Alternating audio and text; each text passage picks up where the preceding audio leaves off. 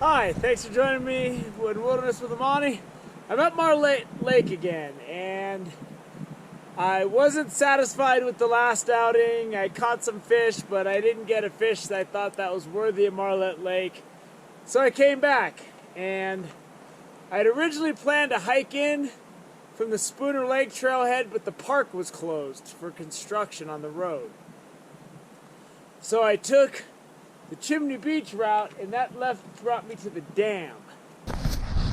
It's not even 9 a.m. and it is really windy out here already. I mean, it is blowing, just howling wind. So it's just one of those things where I'm just gonna have to whatever I can pull off, I'm gonna pull off. And this is absolutely single barbless artificial only. And it's got a short season. I think it's July 15th to September 30th. I had luck last time on these kind of jigs.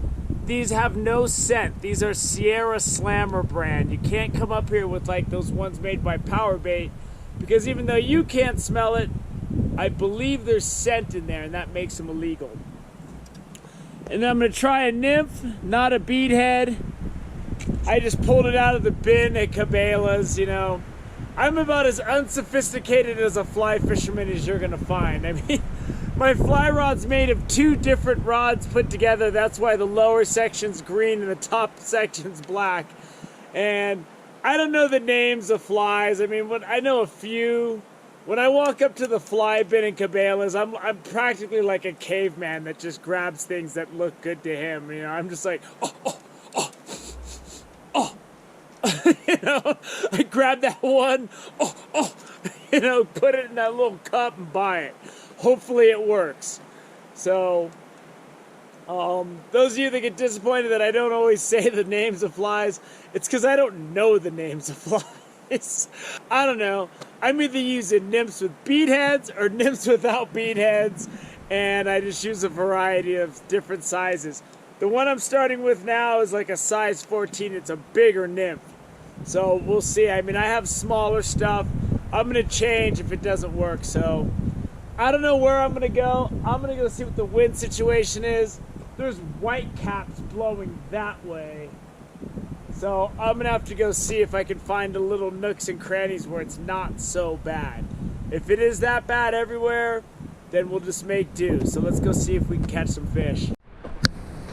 This wide road goes around to the front, and then if you get on the trail to Spooner Lake, you can jump over to the road that goes to the other side. And I wanted to explore that originally. I don't know if I'm going that far, but it looks like over here it's sheltered from the wind because of the big hill. So I might have to start out over here and then see where the day takes me. Man, there is no wind over here. And I just came around the corner. I'm throwing that jig out. And I'm thinking I kind of want to go explore over there. It's a long walk. But I came here today to go over there. So I'm thinking I almost got to go. I don't know. It just seems far. As soon as I turn the camera off, I hit one. It's a nice one too. He smacked that jig. Don't come off, buddy. Oh, I can see that jig just hanging out of his mouth. This is the kind of fish I was hoping to catch last time, and I got it in the first 5 minutes. All right, let's see what I can do. Let's see if I can get on this log. It's really slippery.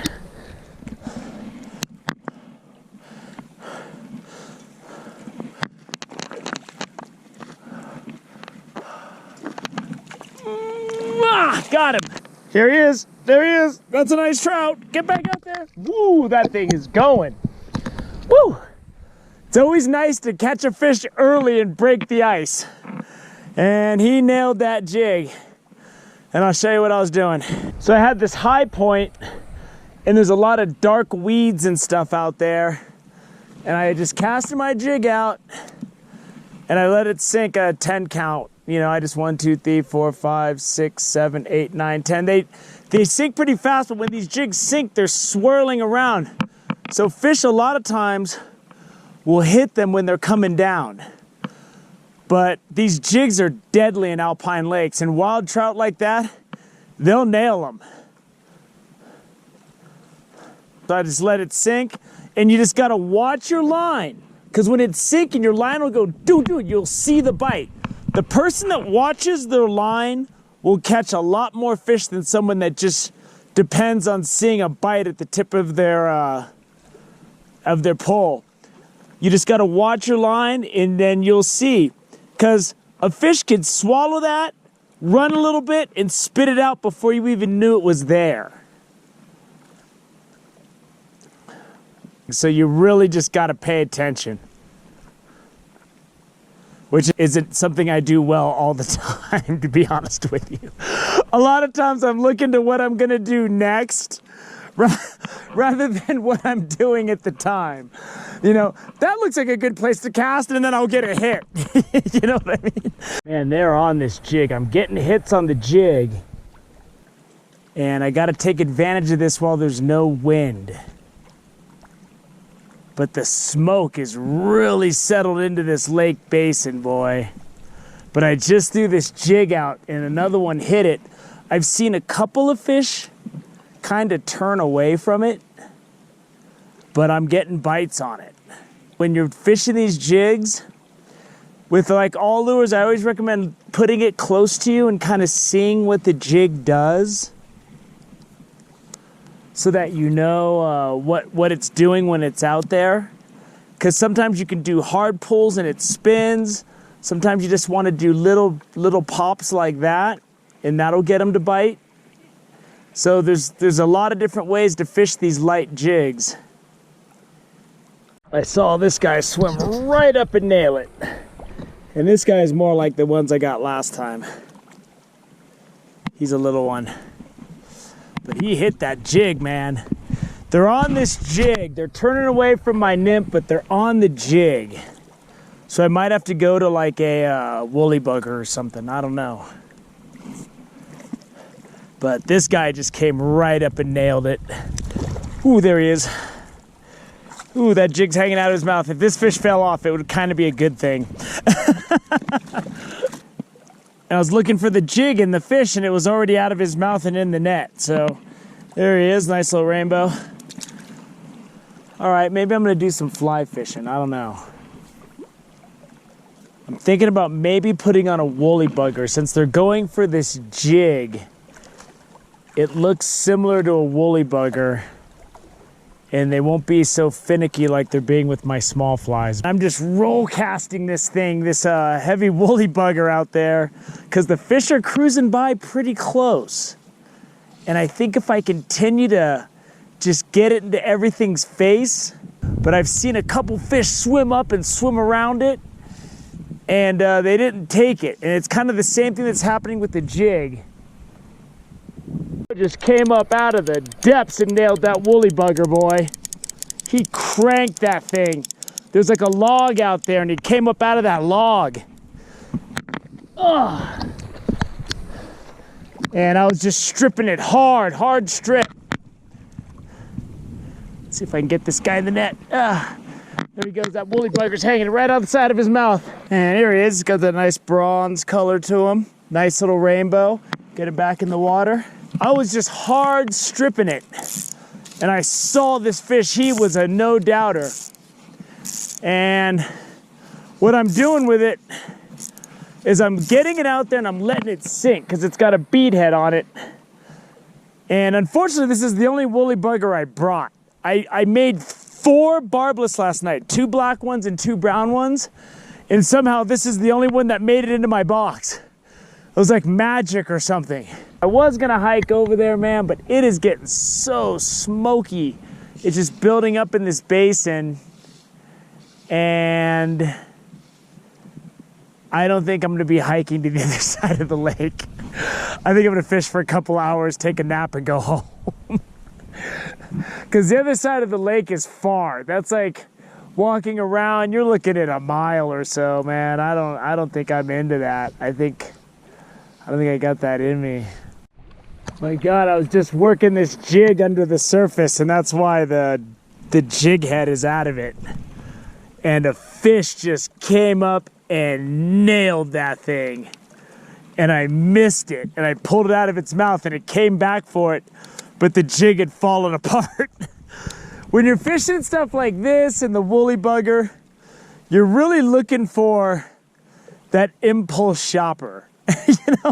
You don't want the trout that gets up in the morning with the shopping list, this is what I'm gonna eat. You want the dude that's gonna grab something off the shelf just because it's got a flashy package. You want someone like me. If I was a fish, I'd be all over this jig. It looks great. This is a nice spot because I can sit up on this high platform and I can cast. I got some back casting room. It's nice and deep along the shore, and that's what I'm targeting. And I got that woolly bugger on. And with the jig and this woolly bugger right now, oh, there's one, oh, he went after it. There he goes. Oh, he hit it. Oh, I had him. He was a little one though, but he cranked that thing twice. And some of them are following it. There he goes. Oh, I could see him out there. I could see his flash. I mean, there's a fish out there that seems to want to go all in for this woolly bugger. I just can't set the hook. And there's a lot of debris on the water. A lot of ash is floating up because it's falling out of the sky. Whoa, man, one just, when you're standing on this rock, you can see everything. And when I threw this jig in, and like a little 10 or 11 incher just swam up and nailed it. And I fought it for a second, it came off. I'm seeing a lot of fish swim up when it first hits the water, and they're not taking it. Like if they want to take it, they can take it. The ones that are gonna take it, they don't swim in circles around it. Once they start swimming in circles and looking at it suspiciously, that means they're probably not gonna bite it. And that fish that just got off came and swam up and then he swam away. You usually get one chance, you know? And then you can see him, the water is so crystal clear, even with that film, you can see him swim up and swim around it and reject it, and then you know it's time to move on. I have a fish out there that I've seen hit my jig 3 times. There he goes again, and I missed him again! And I missed him again! There we go. There we go. There's a couple of them out there, and I could see them swimming around, and the jig was falling apart when this one hit it. Little rainbow. The first one I missed was bigger than that. Once the jigs get all ripped up like this, they become your emergency stash because they every time you try to set the hook, they're just gonna end up looking like that. I got 2 jigs left that aren't damaged. And I mean, I could make do. I mean, that was just full aggression. Those were no doubters. They wanted that jig and they weren't taking no for an answer. Man, I just had that jig. Going out above a big rock wall out there. And this nice rainbow just came up and cranked it. It's a beautiful fish. I think I need to get over here. I mean, he must have just been cruising along the depths of that wall. And they're on these jigs. Sometimes they swipe short, other times they go right in. But with this barbless hook, I like to get him in the jigs. I've seen the jig go from in his mouth to just barely in there. There we go. There he is. Beautiful colors. Look at that dark red stripe. Really cool looking.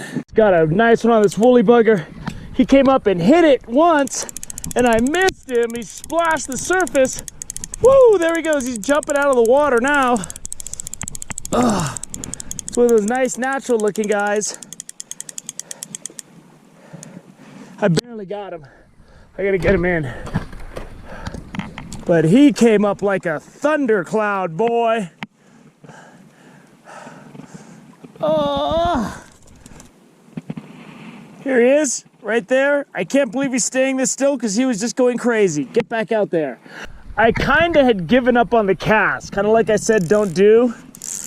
And so I was just holding my pole like this, and that thing just swam up out of nowhere and splashed it, and I missed it. I threw it back out there, and he came right back. Went for round 2.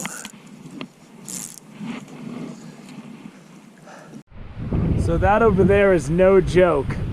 That is whitecaps blasting up against the rocky shore. And it is really gusting out there with whitecaps. But this side where I fished was pretty much wind protected from the mountain the whole road. So even though it's crazy windy over here by the dam is just over this corner. It was really cool and mellow, and I was able to fish my light jigs and whatever. Hey, the fishing was good. It's still early, but the smoke is just, my eyes are burning from being in that all day. The wind seems to be blowing a lot of it out of the lake basin, but I'm not going to sit here and try to wait that out. But the fishing was good, and I could have caught more fish. Those light jigs, those Sierra Slammers are on point. And then once I put that woolly bugger on, I was getting a lot of hits. I was having some amazing moments where I would watch a fish swim up and completely swallow the jig or my fly. And I'd go to set the hook and I'd just come up with nothing. Just rip it right out of its mouth. But it was cool. The water's really clear, so if you're standing up high like I was in a lot of spots, I put the jig and I danced it a couple times, you'd see the fish come up and hit it, or the woolly bugger. But you also saw a lot of fish that would either swipe short or they'd swim around it. The ones that are gonna hit it are gonna hit it. Once they start looking like, that doesn't really look right to me, you might as well just reel it in. But one thing I could have done today is taken the advice I gave in my Truckee Rivers clip yesterday. Finish your cast. Because a bunch of times I would be bringing in my fly and it would be getting kind of close and I wouldn't see anything. So I would just start ripping it in and the fish would just shoot in from nowhere or shoot out from the side. And it happened a few times. I hooked that one fish because I was just pulling my woolly bugger out. He came up and swacked at it. I threw it back out and he hit it again. I was able to land him. But other than that, with my jig and my fly, I gave up on casts too soon after talking about it yesterday, and it probably cost me a couple fish because they were trailing it and I didn't see it until it was too late. So I hope you enjoyed this better day than last time at Marlette Lake. I had a great time. I wanted to explore the other shore. Didn't make it over there this time. We'll see about next time. But I really liked taking the Chimney Beach route up that side. It's a lot shorter, and if you go to my hiking and backpacking playlist, that hike will be on there. So I hope you enjoyed it. Thank you for joining me on Wilderness with Amani. Until next time.